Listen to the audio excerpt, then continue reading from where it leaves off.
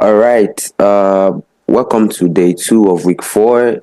The gap between recording day one of week four is a little bit distance to day two because I've been a little bit away for a minute, but now I'm fully recovered and we just get straight into it. What we've been learning so far right now is how to manage your accounts and how to trade properly, which is additional value to what we have been learning even as beginners, which is going to help us the more we go into our lessons. All right. So let's get straight into it. The first thing we are going to be talking about, what we are talking about today, is position sizing and risk to ratio reward. Let me just quickly state the scenario. In my tribe, as a Yoruba person, they said, Amogumamosa Ojoguniro Kusi. Let me explain that for those that are not Yoruba people. What it means is that if you are a warrior and you don't know when to retreat, you are probably going to die in battle. And when you die in battle, that means there is no another battle for you. That is gone, right? This position sizing and risk to ratio reward is what is going to help us to remain and protect our capital when the battle gets tough, so that we are able to fight another day with the hopes of winning. Because you remember, forex trading, one thing that is almost guaranteed is losing money. And as a good trader, what you want to learn how to do properly is how to reduce your losses while you are even trying to make more profit. This might sound a little bit technical if by now you are not already trying to place trades on your account, but immediately you do that, this will be very much instrumental for your growth as a forex trader. So let's get straight to it. So why is position sizing and risk to reward ratio important? Why understanding position sizing and risk to reward ratio is crucial because they determine how much you risk per trade and how well you manage your capital. Even the best traders lose trades, but proper risk management ensures you don't blow your account. And when you become bigger, you would not only have your own money to trade with, you might end up having people's money to trade with. And without a proper knowledge of what this is, you will be at risk of sleeping in the police cell for a very long time, as you might have been hearing stories of traders that had happened to in the past. All right, so let's get straight into it. What is position sizing? Position meaning that your lot size on what you use to enter a price for your entry, whether for a buy or for a sell, right? So position sizing is how much of your trading account you allocate to a single trade, right? While we all know that a little bit different from betting, when I bet with 50 naira, or I bet with 50 pounds, or I bet with $50. We use lot sizes in forex trading, but those lot sizes, they don't just stand alone, because when prices moves in pips, they result to real money calculation that is being taken away from our trading account when we are losing and being added to accounts when we are winning. So this position sizing is what we look at as, if it goes this way, this is how much money I'm losing. If it comes my way, this is how much money I'm going to be gaining. So if you risk too much, a few losses can wipe you out. If you risk too little, you might not see meaningful growth. So let's say you are in a position on your Euro USD and it is going against you and it has gone like 20 pips. That 20 pips, depending on your lot size, is going to determine how much money is going to be removed from your capital. So let's say it has gone against you for 20 pips and you use, let's say, 0.1 lot size. You might have been losing, let's say, $20, or you are losing like $200, depending on the lot size, right? But if you now use too little lot size as well, and your account could have been able to accommodate more, when the trade goes your way, on a small lot size, let's say you are making $20, you might as well be making $200 at the same time. That is how it works. So the golden rule here is to not risk more than 1 to 2% of your trading account per a trade, right? So let's say I have a very classic example that I've written here for the purpose of our course. So, example is, if you have $1,000 in your trading account, which is the least minimum that I advise for anyone to have in a trading account, whether prop or whether your own life account with a broker, you decide to risk, and you decide to risk 1% per trade. 1% of your 1,000 is what? Is $10, right? So that means every time you trade and it goes against you, you are probably only losing $10, and you could go home and come back another day to find better opportunities. That means you have $990 to trade with the next day, right? So using the correct lot size, you ensure that if the trade goes against you, you only lose $10. So imagine how many $10 you have to lose per trade before you now lose your 1,000. That is a lot of dollars. Except you don't know how to trade. Ideally, like my own personal trading strategy, I usually have a winning trade after, let's say I can lose two and win the third one. I can lose three and win the next two trade. That enables me to come back. I'm going to show you that in my MT5 to buttress the point of our lesson today. So this position sizing, how do we now calculate them? Remember, I've always said in this our mentorship program that personally, I do not like mathematics. Anything that requires me to be adding and subtracting numbers manually, I find it too much to do. And thank God for the technology that we have at hand, like the MT5. I am able to make calculations of these positions and know how much I'm losing in a position, and be able to adjust my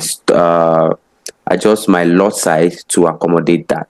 So that means that I might not have the same lot size on throughout my trading on a pair, because some pairs are being calculated differently in their pips. For example, I will not use the same lot size I'm using on my Euro USD and use that on a gold trade. They are very different things to use, right? So how to calculate this position sizes? Number one, you have to determine how much am I risking on this particular trade. You decide the risk per trade. Once that is done, which should be usually just 1% of your account, then you now find the the stop loss distance, because what we are trying to do is to reduce our losses and know how much exactly are we going to be losing. And once you know this is where I want to exit when this trade is not going my way, you find that distance, and then that way we are able to place our stop loss and also to know what lot size we are using in this particular trade. I will show that in an MT5 that I'm going to be attaching to this recording. Alternatively, some people use calculators. We can find that online, while some people use calculate it manually using this formula right here. Position size, how do you find out? The risk per trade that we mentioned here, the stop loss, where am I putting my stop loss, and then the pip value of that stop loss. You have to calculate how many pips from where you are entering to where you want to exit. If it is 20 pips or 30 pips, you put that here. By the time you put this calculation, it will give you a lot size. It could be 0.0 something. Then you use that in your trade, and then you set the stop loss. But I'm going to attach the MT5 so that you see how that is being calculated in a trade. All right, this is where I want to explain, instead of using the mathematics to calculate what lot size to use and what not, I will use this tool to explain it better. You see these two at the edge, this one and this one, they are our friend when it comes to position sizing using MT5. So let's say, for example, when you tap this first one here, it brings something like this. This line, this blue line that you can see on the screen, you can see is a buy limit. Buy limit is a future order that helps us to position a trade for future reference. Like, okay, when the price gets to this 1.03892, I want to buy from there, right? Let's say I want to buy from there. After putting that, right, I want to buy from here when the market gets here. At the base here, you can see SL and TP, right? I will just use this for example, then I'll explain other functions as well. So if I tap this SL, when you are buying, your stop loss is under the entry, right? I can drag this my red line to where I want my stop loss to be. Wait, I want my stop loss to be under this wicks, right? So if it's here, and see this buy limit, what's the lot size here? 1, right?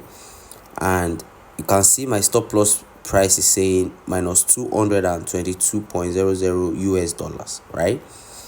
And if that might be too big for me, that's too much for what I want to risk, I'll come here to this second tab, I will tap it right there and change the lot size. Let me change it to 0.1.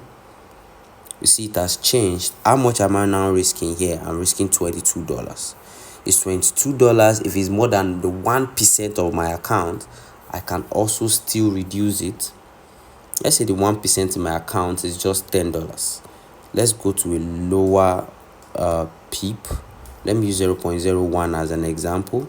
Once I tap my screen again, you see it has reduced to minus $2, right? So if I tap the TP, this TP here, if I tap it as well and I drag it to where I want to take my profit, you can see it's telling me I'm risking $2 to make $7, right? So that is it. So let's say I now want to execute. I don't want a buy limit, I want to buy it now. I will just bring this line to the current market price. Don't worry about what it shows you. It could change to sell limit, because we have sell limit, we have buy stop, we have buy stop limit, we have like that. Those are different options, but don't worry about what it gives you. Just bring it to that place, right, that current market price, and adjust your, remember that this second one above here is where I can adjust my stop loss, right? If I adjust my stop loss to 0.1, I'll be risking $31 in the goal of making 61 if I am buying from here back up. But let's say I want to sell down, I just need to bring my stop loss above my entry and my TP below, right? And that will help me calculate, right? So I want to sell from when it comes back here, I want to sell it down to this place, right?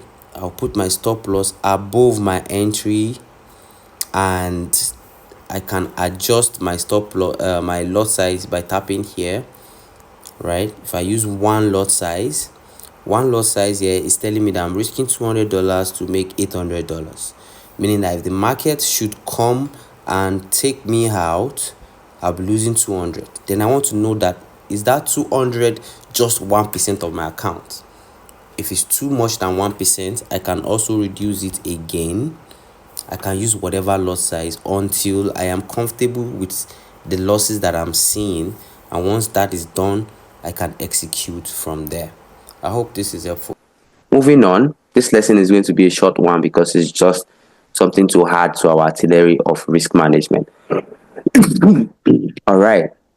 So, moving on, we have what is risk to reward ratio. Just like it implies, risk, how much am I risking? Or reward, how much is the reward if it plays out? Then ratio, 1:2, 1:3, on and on.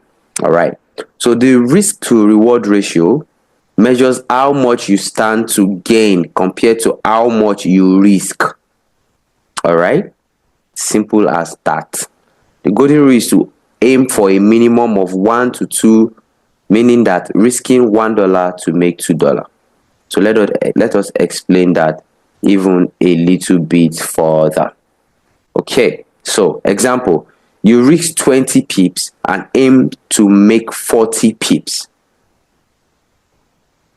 right? That's in pip value, ratio 1:2. Or let's use money as an example. You risk $50 and aim to make 150. That's a ratio 1 to 3. So if you maintain a good RRR, even if you only win 40% of trades, you can still be profitable. Somebody might ask that, how is that possible? So let's take this example like this. So let's say I'm risking how much now? I'm risking $50. I have a $1,000 account, right? And I am now risking $50 per trade, right? Risking $50 per trade. What does that mean?